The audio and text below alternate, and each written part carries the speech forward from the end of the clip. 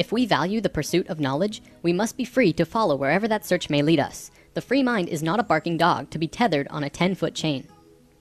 Back in the late 1700s, early 1800s time period, there was a social movement liberating the modern world from the reign of control that religion and superstition had on the people.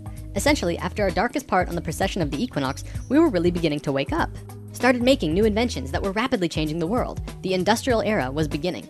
Because of this, we began to see that maybe religion as an answer was not in our best interest, and so the movement happened. We turned to science instead to answer our questions about the universe. The only problem with this was that we grouped in many things with superstition that we probably shouldn't have. Things like consciousness, intuition, human connection, paranormal phenomenon. All of it went right out of the door with superstition, when in fact we've proven these things today to be real. So after 200 years of just going with the same idea about what's classified as superstition and what's okay to talk about, mainstream science is still going with the assumption that consciousness is just a part of the brain. They don't know how it works, they don't have a single rational explanation for it, but they keep on believing it. Why? Well, when we tossed superstition out of the door, even talking about it became taboo. It's just not done. Literally, the reason that it's tough talking about this stuff in the mainstream scientific community is because that's just the way science has been for 200 years. They won't have any of it, even though there are scientific institutions that prove that theory wrong. The field of noetics and the works of biologist Rupert Sheldrake and his colleagues have more than proven mass consciousness exists and is definitely not a part of the brain. Now, no disrespect to the scientific community, but that assumption that we're still holding onto has not gotten us anywhere. It's time we begin to question the decisions of our ancestors, because many of the things that we've been led to believe to be true simply is not. I'm not saying blindly accept all of the new stuff that's coming out nowadays, but we should at least put it on the table and be able to discuss it as a global community. An apocalypse is a disclosure of something hidden from the majority of mankind in an era dominated by falsehood and misconception. If you haven't seen lesson 10 already, you should probably watch that one first. This lesson builds on what we covered last time, the phi ratio in particular. Today, we're going to be looking at another way that humans grow through phi. Instead of looking at phi inside the body, we're going to be looking at phi outside the body, and what it means for us in this pivotal point in human history. One other thing before we get this rolling. I want to give an overview about what sacred geometry really is. Sacred geometry is the geometry of consciousness. It revolves around the idea that all consciousness, including human, is solely based on sacred geometry. Because it is, we can begin to see and understand where we have come from, where we are now, and where we're going. Do you remember the fruit of life? This is the basis of all 13 informational systems that come out of the flower of life, the creation pattern of everything. The first system created the platonic solids, which created structure throughout the universe. The second system was the basis of how vibration, sound, harmonics, music, and matter are all interrelated in all of creation. Today, we will look at the third system. The fruit of life will reveal itself in the process. We'll call this system the circles and squares of human consciousness. It is what the Chinese called circling the square and squaring the circle.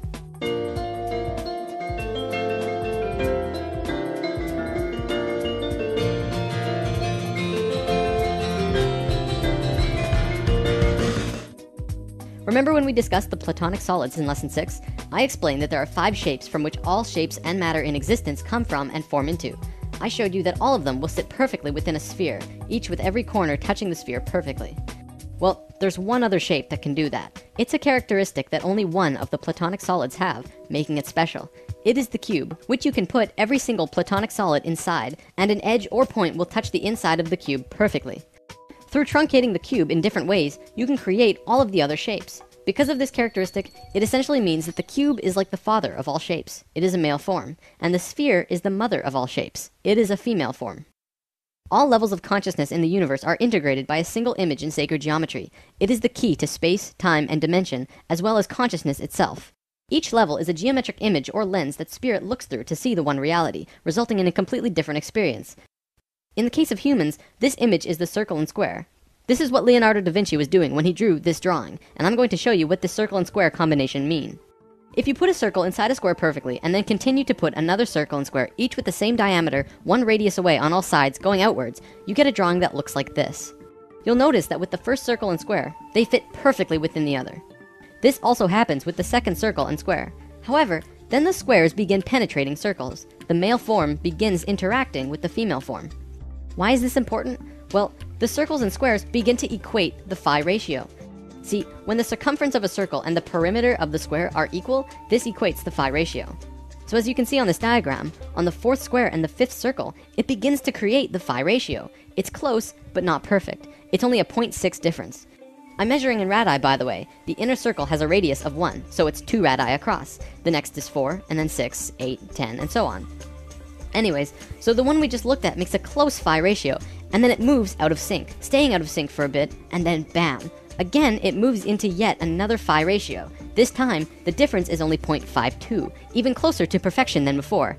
This will continue on forever. If you were to continue this drawing outwards to infinity, each time it would go into sync, drop out of sync for a few circles and squares, but then eventually hit phi again closer than it did the last time. Right now, there are 3 primary levels of consciousness that we are going to be talking about. They are essentially who we were, who we are, and who we will be. We'll call it the first, second, and third, so that it's easy to understand what we're talking about. The ancient Egyptians were very concerned with these 3 levels as well, and much of their culture was based on this information. Each of these levels has their own geometric lens too, which look like this. We'll come back to these soon. This is the first level of consciousness, and this is the third. We are on neither of these 2 phi levels on this circle and square chart. Where we are, the second level of consciousness, is here. We are on the 5th square relative to the 6th circle. For quite a while now, I've been saying that we're at a disharmonic level, and it's something that we're passing through as a species. Now you begin to see the bigger picture of what I meant. The reason it's disharmonic is because it does not equate a phi ratio, not even close. Disharmonic levels are important because they bridge a gap between the divine, pure levels. However, when a species is here, it has to get in and get out as fast as possible, or else they will destroy themselves and everything around them incredibly quickly. You can see this happening all around the world today, because we're at the very end of it, and everything is crashing down on us. We've discussed this all before, notably in the intros of lesson 1 and 2. So the reason that we're on this circle and square combination and not the 6th square relative to some other circle is because of this. If you take the square and rotate it 45 degrees, it actually creates a bridge. It connects us from 2 harmonic levels of being. We're moving from one state of being to the other, this time even closer to source. This is a very exciting time for us. Oh, let me show you this too. This is how the Great Pyramid is set up. This chamber here is called the King's Chamber. If you cut the Great Pyramid horizontally at the King's Chamber, which was the main initiation chamber, and rotate the top half 45 degrees, it makes the exact same image as our level of consciousness. There's a reason for that. The Great Pyramid is the key instrument in allowing humans to reach the 3rd level of consciousness, both as a species and individually. In fact, that's part of the reason why the Great Pyramids were created in the first place. Let's talk more about these levels though. So what Leonardo was drawing was actually the first level of consciousness. See how he hid lines in this drawing? If you complete this grid, it creates an 8x8 grid. This is the same 64 square grid found on the first level. Measuring in radii, this grid is 8x8. However, the circle has 10 radii across, so we'll call this first level an 8x10. This is where we were. According to Thoth, an Ascended Master who has provided much of this information with us, the first level is the first time self-aware consciousness began. The second level has 10 squares across the large square, and a 12 radii circle, so we'll call it a 10x12. This is where we are now. This level is the 3rd level, which is also called Christ consciousness. It is a 14x18. Now, there's always a reason for everything in sacred geometry. Nothing, absolutely nothing, happens without a reason. Everything is connected.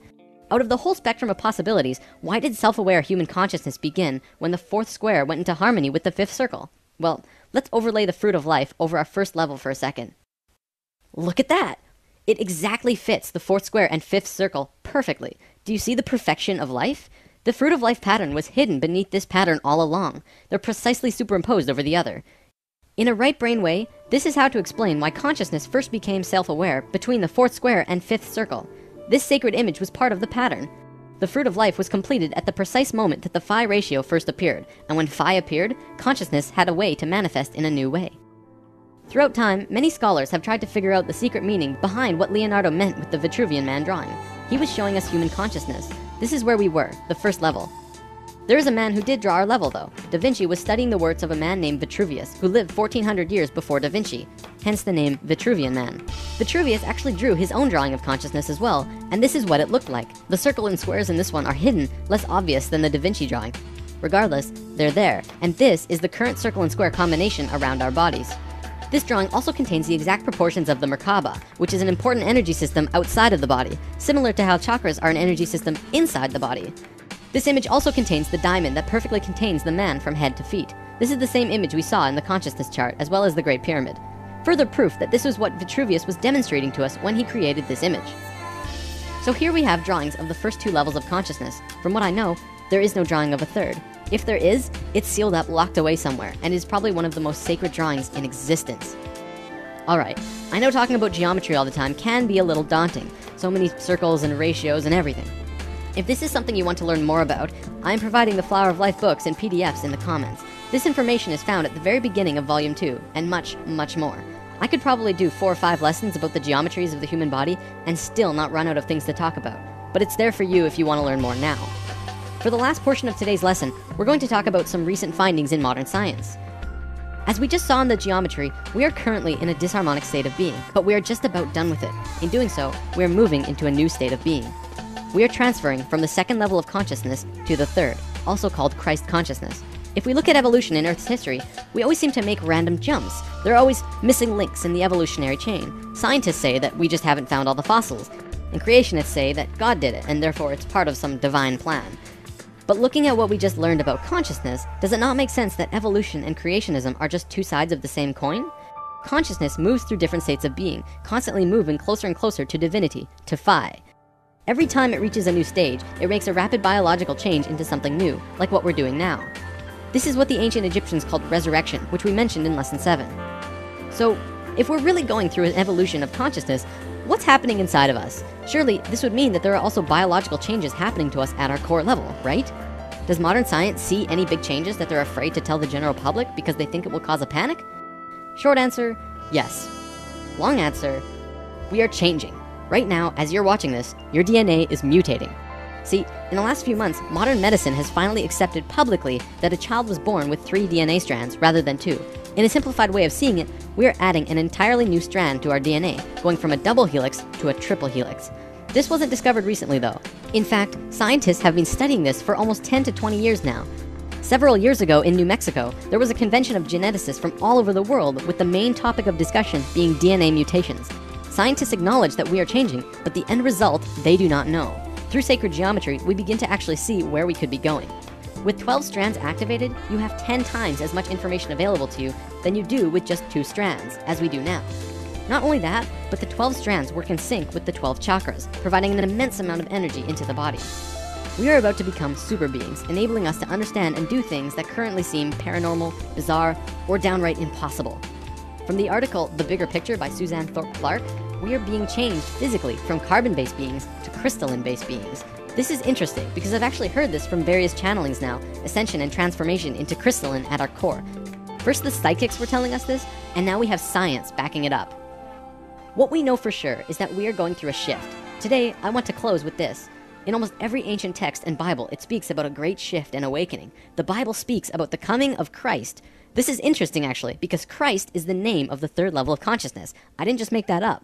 We are moving into Christ consciousness, which means not that Jesus is going to show up with a big "Ay," but we are actually moving into the level of conscious understanding that Jesus had. It is the coming of Christ through the human species. Now who's pumped for 2012?